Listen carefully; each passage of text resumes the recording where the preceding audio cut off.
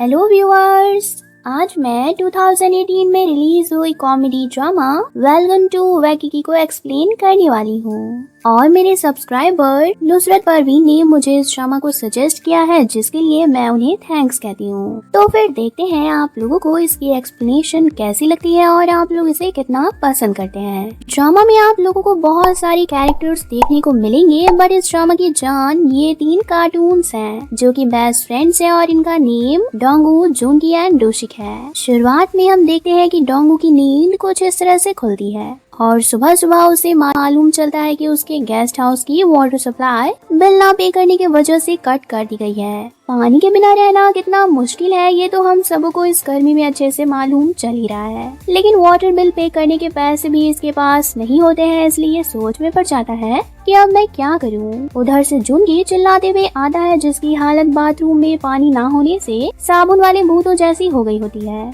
जुनगी को लग रहा होता है कि जरूर डोंगू ने उसे परेशान करने के लिए पानी के साथ कुछ छेड़खानी की है, इसलिए वो डोंगू पे काफी चिल्लाने लगता है। डोंगू बोलता है कि चिल्लाने की जरूरत नहीं है, तेरे साथ प्रैंक करने के लिए सुबह सुबह मेरे पास इतना खाली टाइम नहीं है। वाटर सप्लाई कट कर दी गई है और $420 पे करने की फिलहाल हमारी हैसियत नहीं है। जुनगी कहता है तू तो CEO है, तेरे पास इतने पैसे क्यों नहीं है। ये सुनते ही डोंगू का पारा हाई हो जाता है और वो इन्हें सुनाने लगता है कि तुम गधों की बात मानकर मैंने ये महंगा सा गेस्ट हाउस रेंट पे लिया और तुम लोगों ने मुझे ख्वाब भी दिखाया था कि यहाँ बहुत सारे चाइनीज टूरिस्ट आएंगे, जिससे हम पर पैसों की बारिश होगी और फिर हम अपना खुद का फिल्म प्रोड्यूस कर पाएंगे। तुम जैसे निकम्मे दोस्तों की बात मानकर आज मेरी हालत ऐसी हो गई है, मेरे पास पैसे नहीं है और साथ ही मुझे बहुत सारा लोन भी चुकाना है। तो गाइस, इन तीनों की बहसबाजी को सुन के आप लोग समझ ही गए होंगे कि इनकी जिंदगी का हाल अभी क्या है और आगे ये लोग क्या करना चाहते हैं। डोंगू गुस्से में अपने रूम में आता है और उसे अचानक से एक बेबी की चिल्लाने की आवाज सुनाई देती है।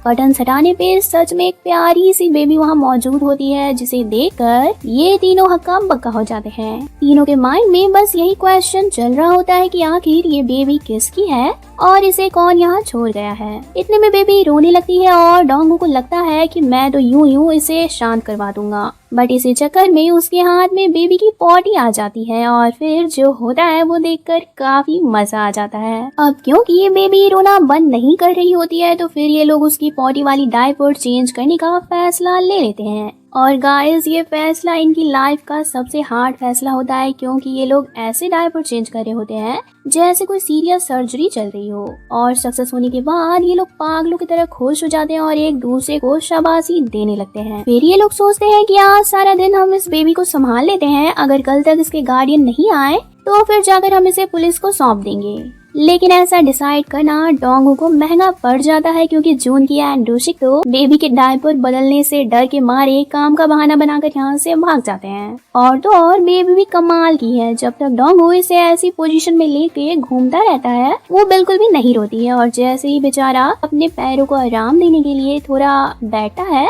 तो ये अपनी भोंपू चालू कर देती है। डोंगू सोचता है चलो कोई नहीं, आज के लिए मैं इसे झेल ही लूंगा, बट अब जो होता है उसके साथ उसे बेचारी को सदमा में जाना पड़ता है। मतलब आज उसकी गर्लफ्रेंड सोहा उसे कॉल करके बुलाती है और उसे अचानक से ब्रेकअप कर लेती है। डोंगू पूछता है कि ब्रेकअप की क्या वजह है, तो सोहा एक नहीं बल्कि 100 रीजन उसे दे देती है, जिसके बाद तो डोंगू का मुंह खुला का खुला रह जाता है। उसे लगता है कि क्या मैं इतना निकम्मा हूँ जो इतने रीजन ये दे रही है। डोंगू के ईगो पे बात बनाई थी, इसलिए वो भी एकदम से स्वैग के साथ सोहा को दिखाने के लिए कपल रिंग खोल के फेंक देता है। इधर हमारे दूसरे कार्टून जुनगी की लाइफ भी उसके मजे लेने के लिए तैयार हो गई है। दरअसल उसे आज एक मूवी में गुंडे का रोल मिला है और जिस स्टार के साथ वो आज एक्टिंग करने वाला है वो बहुत बड़ा पागल है। ऐसा मैं इसलिए कह रही हूँ क्योंकि स्टार कभी भी किसी से बात नहीं करता है, वो बस अपनी इंडेक्स फिंगर से इशारा करता है और अगर उसके इशारे को किसी ने नहीं समझा तो फिर वो बंदा काम से चला जाता है। जुनगी इसके सामने जाता है तो इसे जुनगी की आइज अच्छी लगती है और ये बात वो मुंह से नहीं बल्कि 3 बार यूं इंडेक्स फिंगर दिखाकर बता रहा होता है।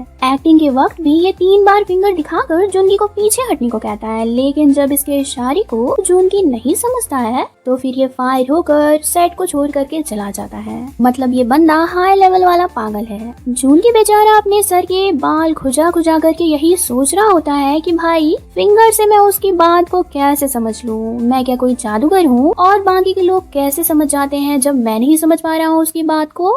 दूसरी कन्वीनियंस स्टोर से पार्ट टाइम जॉब करके लौट रहा होता है और उसे जून की रास्ते में मिल जाता है, जिसे दोनों साथ में घर आते हैं। फिर डोंगो इन दोनों को अपनी ब्रेकअप वाली बात बताता है तो ये कमीने उसका दुख समझने के बजाय उल्टा उसे ताना मारना स्टार्ट कर देते हैं, क्योंकि डोंगो ने अपनी रिंग भी वहाँ छोड़ दी थी और जूनकी का कहना है कि अभी हमारे पास खाने को भी पैसे नहीं है और रिंग को बेच के हम एटलीस्ट वाटर का बिल तो पे कर पाएंगे। बेबी को संभालने से डोंगो के बैक में काफी दर्द हो गया था, मगर ये शातिर दोस्त बेबी को पकड़ने के बजाय खुद जाकर आराम से रूम में सो जाते हैं। इसी डर से ये दोनों सुबह भी काम पर जल्दी चले जाते हैं ताकि इन्हें बेबी संभालना ना पड़े और बेबी इनके गोद में पोटी वगैरह ना करे। डोंगो की हालत अब खराब हो गई थी, ऊपर से घर में पानी का एक बूंद भी नहीं था। लाचारी में वो उस रिंग को बेचने का डिसाइड कर लेता है, मगर रिंग तो सोहा के ऑफिस में गिरी थी, जिसे ढूंढने के लिए अब डोंगो को बहुत पापड़ बेलने पड़ते हैं और ऊपर से उसे रिंग बेचते हुए सोहा भी देख लेती है। दरअसल डोंगो की एक गधे वाली आदत है, वो जहाँ भी जाता है वहाँ कुछ न कुछ भूल कर आता है। आज भी वो सोहा के ऑफिस में अपना फोन भूल गया था, जिसे लौटाने सोहा उसके पीछे आई और उसने ये महान काम करते हुए इसे देख लिया।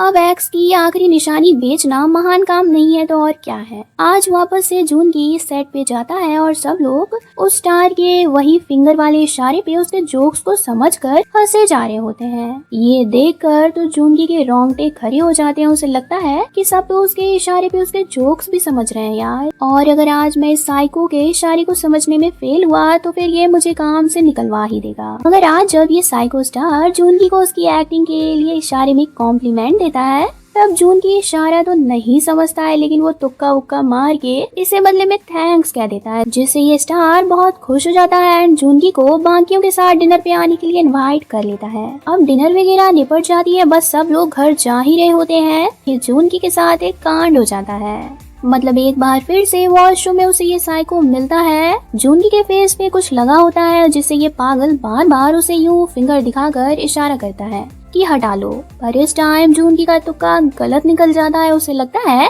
कि ये पागल मुझे किस करने को बोल रहा है और फिर क्या जूनकी उसे किस कर लेता है, जिससे अब तो उसे काम से निकाल दिया जाता है। रात को घर पे ये लोग उदास बैठे होते हैं क्योंकि इनकी लाइफ की लगी पड़ी है। साथ ही ये लोग डिसाइड भी कर लेते हैं कि अब हम अपने ड्रीम प्रोजेक्ट पे भी गिव अप कर लेंगे, क्योंकि हमारी लाइफ की कंडीशन देखकर तो लग नहीं रहा है कि हम कभी सक्सेस भी हो पाएंगे। और गाइस, मैंने आपको बता दिया है कि इन तीनों का ड्रीम मूवी बनाना है। लाइफ में जब कुछ करने की होप खत्म हो जाती है तो अक्सर इंसान बौखलाने लगता है। इनके साथ भी आज कुछ ऐसा ही होता है। जब ये लोग बेबी का फूड खरीदने को स्टोर में जाते हैं, वहाँ फूड का एक ही डब्बा बचा था जिसे दूसरी लेडी उठा रही थी, और ये देखकर ये तीनों उससे इतना लड़ने लगते हैं कि उस लेडी के साथ साथ स्टोर की स्टाफ भी डर जाती है। असल में लड़ना तो एक बहाना था, लड़ने के आड़ में ये लोग अपनी भड़ास इन पे निकाल रहे थे। अब घर जाते वक्त इनके साथ एक अद्भुत चमत्कार हो जाती है, वो भी इनके वजह से नहीं बल्कि बेबी की वजह से।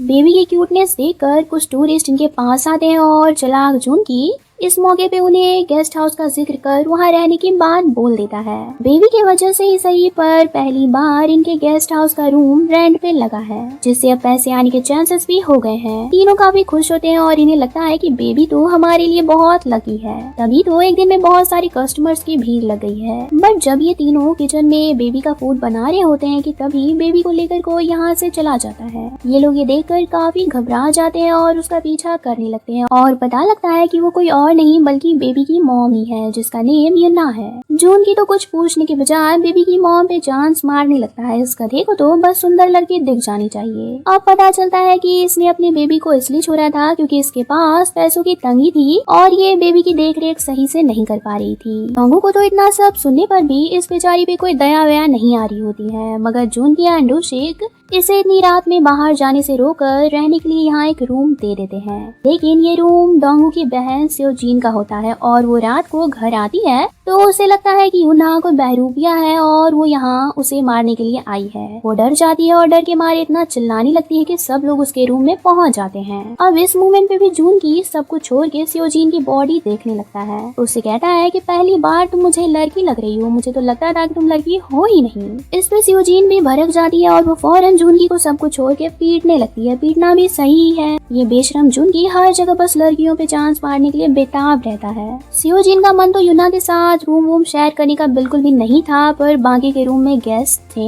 इसलिए आज रात उसे यूना के साथ सोना ही पड़ता है। सुबह होते ही यूना भी यहाँ से निकल रही होती है, बट दयालु सा डोशेक उसे रोककर लास्ट टाइम ब्रेकफास्ट करने को बोलता है। और इतने में बेबी को भी भूख लग जाती है, जिससे यूना सबके बीच ही बिना कुछ सोचे समझे उसे ब्रेस्ट फीडिंग करवाने लगती है। ये देखकर तो इन लोगों को इतनी शर्म आती है कि ये लोग एक कोने में दुबक के खड़े हो जाते हैं। और हद तो तब हो जाती है जब यूना इन्हें बताती है कि वो बेबी को ब्रेस्ट फीडिंग नहीं करवा पा रही है, इसके लिए उसे अब ब्रेस्ट पंप की जरूरत है और उसे अभी के अभी चाहिए। इन गधों को ब्रेस्ट पंप का कुछ पता तो होता नहीं है, फिर भी ये खरीदने के लिए स्टोर चले जाते हैं और स्टोर में ब्रेस्ट पंप ढूंढने के चक्कर में इन्हें एक बक करने वाली आंटी मिल जाती है, जो कि इतना डिटेल में इन्हें वुमन की बॉडी की हर बात बताने लगती है, समझाने लगती है कि इनका भी दिमाग हैंग करने लगता है। जैसे तैसे ये लोग यहाँ से ब्रेस्ट पंप लेके निकल रहे होते हैं कि डोंगो को रास्ते में सोहा दिख जाती है और उसे सोहा को देखते ही अपना प्यार याद आने लगता है। फिर वो डिसाइड करता है कि आज तो मैं सोहा से पैचअप करके ही रहूंगा, चाहे जो भी हो जाए। वो सीधे सोहा के पास जाता है और साइड में नील डाउन होकर उसे माफी मांगने ही वाला होता है, लेकिन माफी मांगना तो दूर की बात है, उसे उल्टा अपना मुंह यहाँ छुपाना पड़ता है, क्योंकि सोहा से मिलने के लिए उसका प्रेजेंट का बॉयफ्रेंड पहुंच चुका था। डोंगो इस मोमेंट पे माफी मांग कर अपनी बेइज्जती नहीं करवाना चाहता था, इसलिए वो भी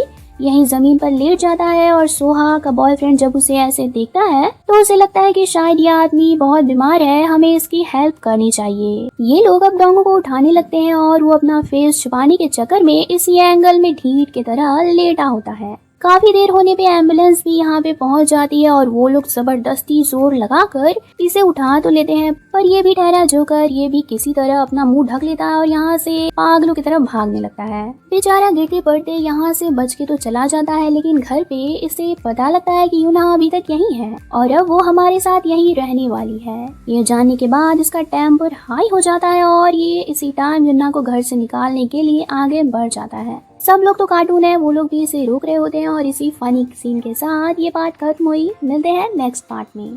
थैंक्स फॉर वॉचिंग।